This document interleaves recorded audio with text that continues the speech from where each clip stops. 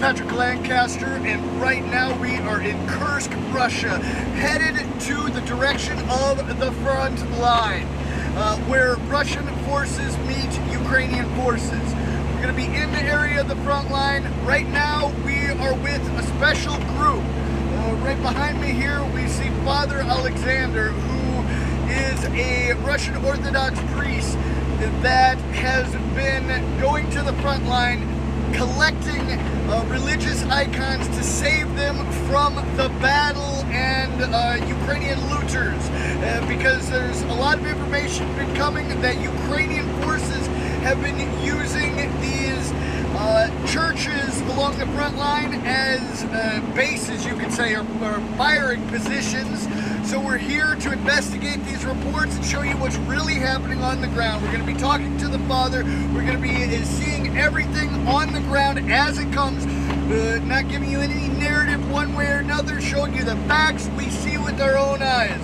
So this is a continuation of our long working trip here in Kursk. We're bringing you everything on the ground, and we're going to continue to do it. And we're also going to be moving down to the Volgograd region, because now there's talk of Ukrainian forces trying to invade the Volgograd region of Russia. So I need your help, need your support so we can do that as well. So please go down to the link in the comments in the description and support my work there, so we can continue on here from Kursk to show you the end of Ukrainian forces here in Kursk, which the soldiers say is very soon.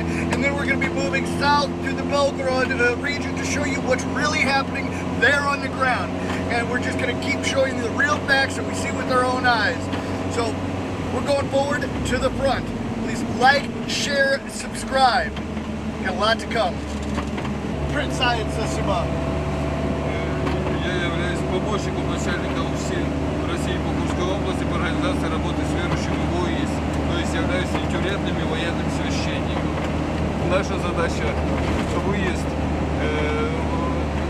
туда, где мы необходимы. Но в данном случае мы едем на линию боевого соприкосновения, может быть, кого-нибудь эвакуируем, там посмотрим, у нас есть храм, в каком состоянии, ну, может быть, что-нибудь там эвакуируем с этого храма, то, что найдем в центре. Ну, а так, конечно, выезжаем везде, где нужна духовно-нравственная поддержка военнослужащих, для того, чтобы их как бы мотивировать перед боем, благословить и при необходимости принять таинство покаяния и причастить. То есть вот наша задача как священников. Прежде всего, духовно-нравственная работа, профилактика каких-то страхов, профилактика каких-то сомнений. Вот. Это то, что является самым главным для нас, как для священников, в нашей работе. И эта дорога опасна? Да, конечно, но сейчас здесь все опасно. Могут быть летать дроны. Но сегодня погода такая, что, надеемся, нелетная, да, вот дождик идет. Поэтому думаю, что мы с вами очень успешно сегодня проедем, и не будет у нас никаких трудностей и проблем. И рэп есть, да? Рэп есть, да? Рэп есть? Да, рэп у нас есть, вот рэп у нас. При необходимости мы воспользуемся рэпом. У нас есть дрон-детектор, вот, ну и тогда воспользуемся. Слава Богу, друзья нам дали такую возможность, чтобы у нас был этот аппарат, для того, чтобы мы могли выполнять свою работу, непосредственную работу.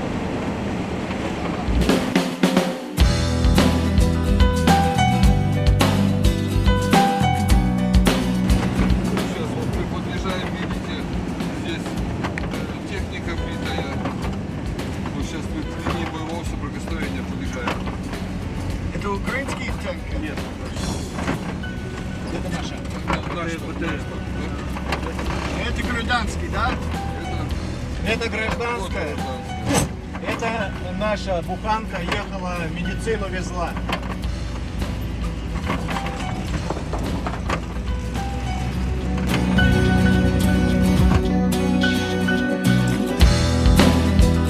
С правой стороны вся лесополоса просто разбита. Здесь вы оббивали всех хохлов.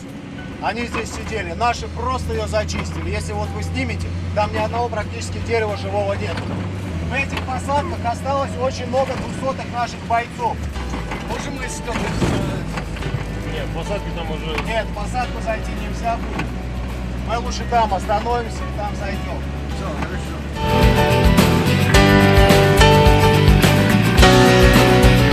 Где мы находимся и что мы сделали здесь? Это храм Архангела Михаила, я когда-то здесь служил, он там жил. Вот здесь был колхоз такой, возглавлял его Анатолий Филатович Шевченко, вот табличка его. Он возглавлял этот колхоз, и, соответственно, единственный колхоз, который сохранился в Курской области. Вот. И здесь вот храм был построен, люди ходили, Богу молились, трудились, старались. Семьи были очень хорошие, всех знаю, учителя хорошие были. А сейчас вы видите, разруха, сплошная разруха. Вот.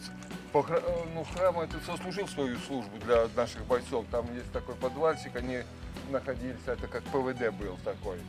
А тут, видите, вот полностью разбили. Вот Архангел Михаил, он как бы воинству нашему очень помогает, как такой военный молитвенник, молитвенник о воинах.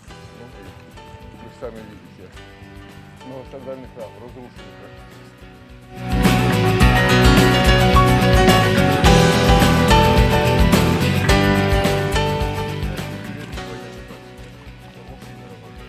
А здесь я когда-то служил.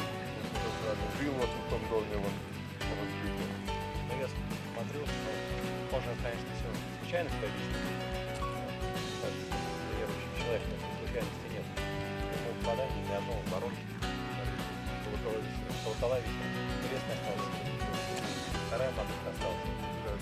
Вы знаете, мы по благословению владыки у нас есть документ, вывозим все, что возможно со всех храмов. Я знаю. Да, и слава Богу, уже немало Батюшка, спасли, я не но только, тут все я не только это знаю, я к этому какое-то отношение имею. Да, да. Вот. А здесь все сгорело, все. Ничего не осталось. Когда в каком году церковь построили? Да, это современно, это Анатолий Филатович Шевченко здесь был такой председатель. Это единственный колхоз в Курской области был сохраненный до последнего. А сейчас его сын преемник Игорь, он как бы здесь руководит, но это уже теперь, как оно, уже другое название. Хозяйство, Да. А так, И он построил. да. Ну и вот все это поддерживалось. Я здесь 10 лет прослужил. И потом в Малой Локне вот крутился, во Фурсе. Я сейчас там смотрел, Да. смотрел, что осталось. Вот те храмы я строил. Старинный храм я возрождал деревянный, который сгорел, там даже пепла не осталось. Я, вы видели. да, я, к сожалению, не А в женской колонии я тоже строил храм, там он эксклюзивный был, уникальный. Колокола были шикарные. Я только молился, Господи, чтобы колокола присыпало. Точно присыпало. Я вытащил их, они там раненые колокола, мы их сохраним. Я уже мастеру, который лил, я сообщил, он говорит, подумал день, потом говорит, мы их сохраним для истории, Обязательно истории, для музея. А Обязательно. выльем новые колокола. обязательно. Да. И вот смотрите, тоже вот эти иконы по Архангелу. Это сохранилось, все осколком не посечено. Да. Я хочу вам сказать, что мы уже здесь многократно были. И за это время село добивают. Брэдли еще было попадание в него. В школу еще попадание было. Она лучше выглядела. Но я смотрю, она, видимо, ремонтировалась, судя по внешним ставкам святым. Ну да. Она неплохо выглядела, школа. Вот. Ну и мы так вот, как проехались, мы тоже обнаружили, что где-то попадания свежие были. Мы как-то были тут за озером. Кстати, здесь такой есть Логунцов Иван. Он у Михалкова юристом работает. Он отсюда родом. Интересный человек такой. Да. Там вся улица снесена, аки не бывший. Батюшка, ну будем все восстанавливать. Да ну конечно. С Божьей помощью. С Божьей помощью, Ну, да. У нас вариантов других нет и быть не может. Но вот меня ваш храм очень сильно впечатлил. Вот именно, знаете, ну это же чудо. Ну вот со всех сторон его разбили, а крест остался. А вы в Черкасско-Пореченом не были? Нет, а что? Ой, там тоже храму досталось, но там был опорник. Они на крыше поставили миномет и били. Я с 30-м полком взаимодействую, и вот он доставлял очень много проблем. Там 4 человека внутри было, по-моему, женщина, младенец, 2 мужчины. Один мужчина ранее был повешен, свидетель есть. Вот. Потом мы во дворе тоже нашли, мы вывозили вот Сейчас, Игорь, Женя, подойди. Это наш как бы, начальник штаба тероборона Курчатова. Вот, мы вместе везде ездим, и вот вывозили оттуда тоже, наши бойцы лежали, и мы 30-й полк медрот вывозили тоже. Вот, но храму там очень сильно досталось, там все разрушилось, алтарная часть, вот левое крыло, в общем, ну что могли, мы все вытащили, все иконы, в Знаменский собор увозим туда. Правильно. Да, вот Сдаем такое, туда да, все. да. Там, Суланка вывозили. Суланка вывезли такие две иконы, которые даже мы не представляли, думали они ценности. Одна икона писана на холсте. И взят образ Екатерины II именно. Мы когда ее привезли, батюшка, который Да. служил, он говорит, это образ Екатерины II. Ее, когда храм восстанавливали в Ланке, ее начали рисовать, сказали, это вообще просто самая ценность такая. Да. А вторая икона, Две это, иконы да, там вот, еще. а вторая икона, это получается Божья Мать, которой молятся все войны. То есть все военные, она передана была еще в храм 1940 Нет, 800, наверное. или 800. 840 вряд ли в храм. Да, Ладно, 8, это там да. что-то, да, там 1800 какой-то там. Ну, 40. там еще было две иконы, которые мы вывезли, там даже надпись есть. Первый раз эти иконы спасали в гражданскую, второй раз о Великой Отечественной. И третий раз, И третий раз. Дай бог последний. Это вот Дай как раз бог. Дай бог это последний. две да, ну, конечно, мощные иконы. знаете, вот сильно очень жалко эту территорию. Сужанский край – это уникальный край. Я вам скажу, люди чудесные. Значит, Ну, у нас с вами много впереди работы. И не только материальный, восстанавливать, строить, но и духовный, потому что нам надо, чтобы люди сюда возвращались. Для этого у них должна быть вера. ну, конечно, нужно вдохновить их. Ну, конечно, а храмы это и есть символ веры, поэтому когда храмы начнем восстанавливать, люди это все увидят. Меня, конечно, очень сильно, то, что сейчас в Горноле тревожно происходит. Они наш монастырь, конечно, как опорный пункт используют, как точно наш стоит на горе, как высотка. Высотка самая, что все просматривается. Я очень боюсь, что можем мало чего от него может остаться. Ну, там и так все сгорело. Ну, судя по фотографиям, еще, слава богу, не Если всё. что-то Ну, осталось. монастырь-то уникальный. Да, У нас на веке основан. да, конечно. А сколько потрудились отец Петерин, сколько туда вложено было, сколько людей туда было привлечено. Уже казалось, вот последний собор восстановим, и на тебе. Ну, батюшка, испытание нам. Значит, для нас это испытание. Пророчеств много, об этом можно говорить бесконечно, но и библейских, и святоотеческих. Священники специального назначения. Ну да, священники, естественно, но мы же идем туда, где надо духовно-нравственная поддержка, да, где-то поисповедовать, где-то причастить, с кем-то поговорить. Профилактика 500, это тоже очень важный Конечно. вопрос. Я закреплен еще за полигоном в постоялых дворах, и там мы храмик сейчас сделали такой контейнерного типа, модульный, хотим рекомендовать Министерству обороны такие храмы. Вот, и туда тоже сколько приходит людей. Ну, поскольку я работаю в тюрьме, то, честно скажу, наш контингент туда идет очень много. Очень много.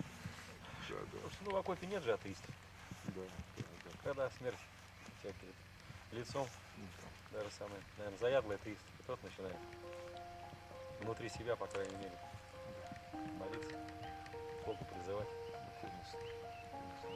Ну что, батюшка, вам терпения, вам спасибо большое. Спасибо. All right, so we're trying to get closer to the destroyed buildings, and right away we come off of what appears to be a mine. We've encountered these before, and these are dropped from the air, from drones. Here's a NATO or Western grenade.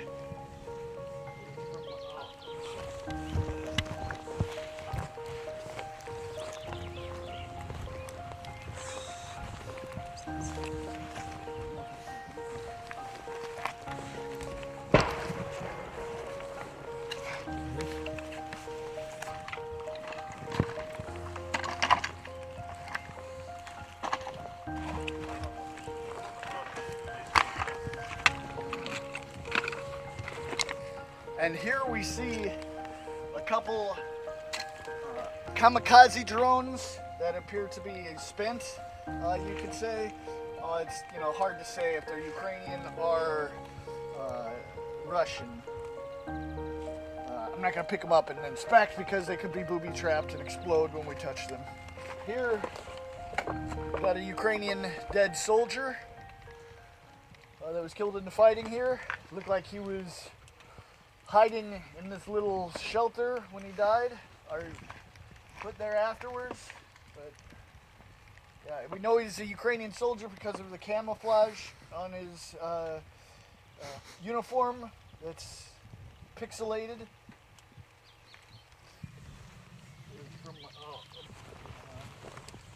So, как я понимаю, вы был работа на это... Я был настоятелем здесь когда-то. 10 лет я здесь прослужил. Вот жил вот в этом доме. Вот, и знал вот этих людей, которые здесь жили. Здесь был очень хороший мужчина, любил рыбалку. Умер от рака, в голове у него был рак. Вот, и, знал всех этих людей. Вот, и здесь цветущее село было, цветущее. Очень красивое было село, и здесь озеро есть красивое сзади. Приезжали на рыбалку, детей много ходило, вот в школе очень много детей училось. Вот. Ну и видите, вот результат цивилизаторов, вошедших сюда. Мы видим, какие разрушения. Вот. И причем мы уже ездим сюда какой-то длительный период времени и наблюдаем то, что сюда умышленно еще наносятся удары. Вот, по школе вот еще удары нанесены были, вот здесь вот по улице еще был дом, стоял целый, такой двухэтажный, да его добили. Вот, так что, видите, вот, мы и сейчас слышим вот взрывы, разрывы, да? Сейчас слышим. Это мужчина, который мы видели там, это был губернатор, да? Губернатор, да. Александр Евсеевич Хинштейн, губернатор Курской области. Вы видите, Господь так устроил, чтобы мы с ним увиделись, встретились.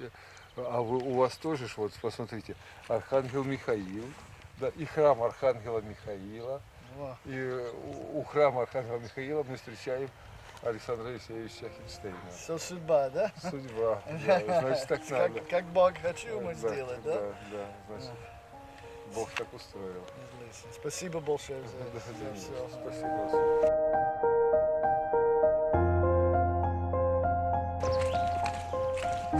Totally destroyed in the battle between Ukrainian forces and Russian forces. We actually played tic-tac-toe on it and put a few curse words in on it as well. Now we see, totally destroyed. We're not going to go inside because there might be some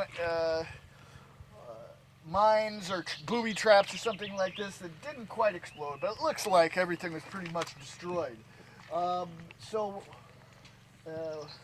And panel marker here.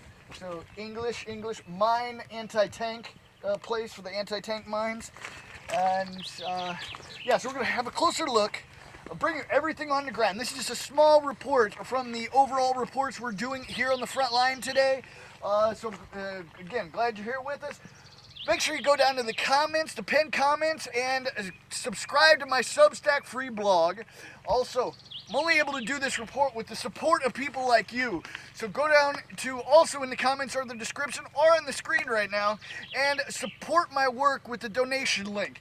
I'm only funded by you, my viewers.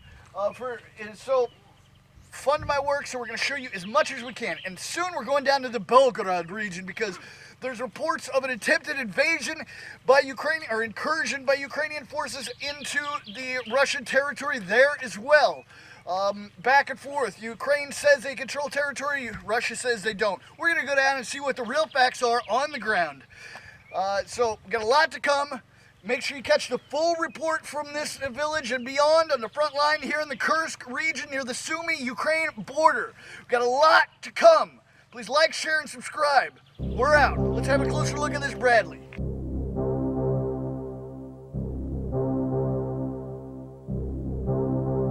Mm-hmm.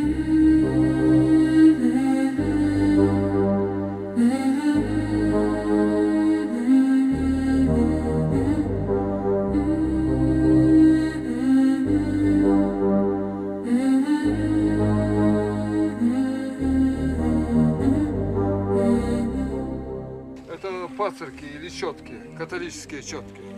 Это католический. Католические четки, да. Католические, вот мы видим. So это украинский форм, да? Да, такие униатские, скорее всего. Ну, католические, униатские.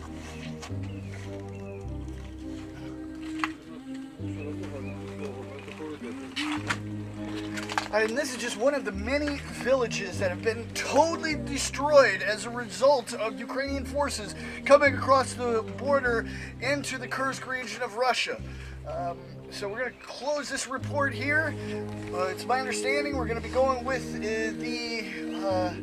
a priest to another village, going to show more stories. Maybe we'll include the next village on this story, taking everything by it comes. We don't make the news. We show you the situations that are happening. Show you what the Western mainstream media won't show you. So we got so much. We ran into the governor of Kursk. That's going to be a special standalone report. An exclusive interview with the governor of Kursk.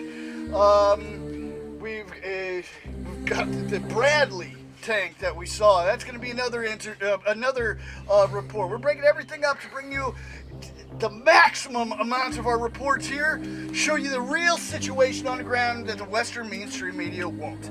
Please like, share, subscribe. We got a lot more to come. It's hard to tell you exactly, what to do. But the fact is, don't just rely on one perspective, one source for your news. Don't just watch my reports. Watch reports from across the front line on both sides of the front line, because not one source of journalist can show you everything.